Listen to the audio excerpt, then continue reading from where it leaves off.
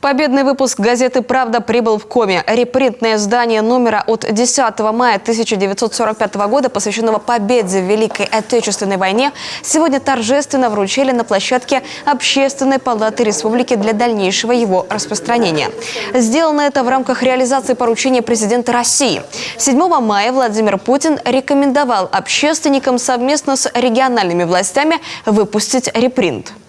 Было дано поручение Общественной палате России издать вот этот номер газеты от 10 мая 1945 года с целью того, чтобы довести до сведения вообще всего населения, особенно детей, что это правдивая была история, поскольку много фальсификаций о войне, о героях, о событиях.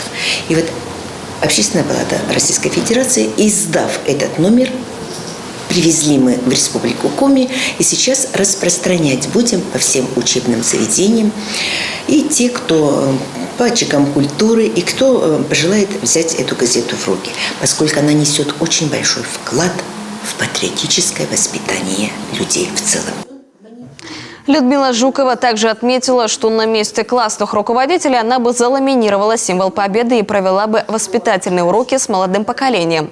Поступили и другие предложения. Так, по мнению некоторых, газетный формат не совсем удобен, хоть и больше напоминает знаменитый подлинник. А потому было бы интересно распространять газету и в электронном формате.